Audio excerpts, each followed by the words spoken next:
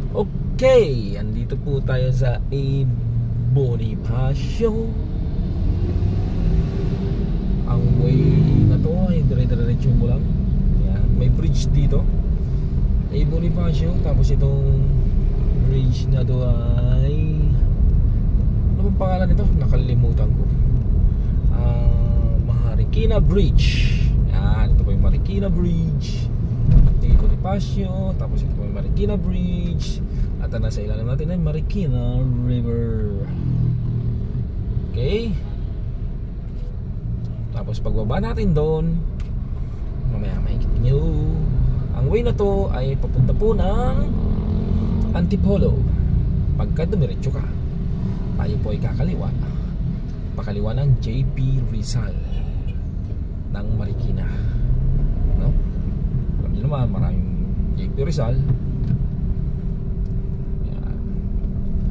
Ito po ang Marikina Bridge.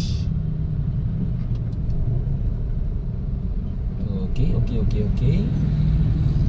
Yan, pababa na po tayo. Nagpili lang naman na bridge to. Galing tayo A. Bonifacio Avenue.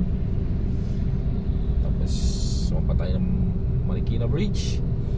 Medyo heavy lang ng konti. Ayan, nakikita nyo.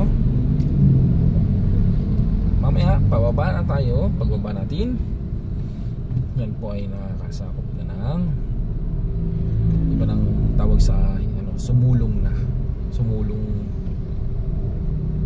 road, sumulong highway, no?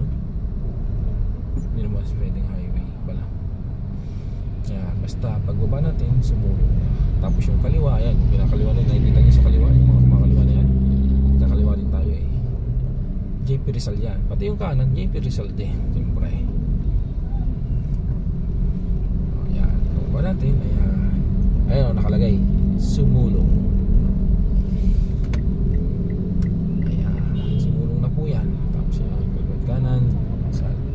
Kung makikita nyo yung yan, ay wala.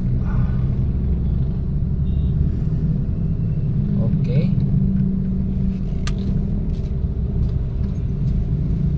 Ayan, tinatagtad na tayo ng papakita ko lang sa inyo nakalagay sumulong.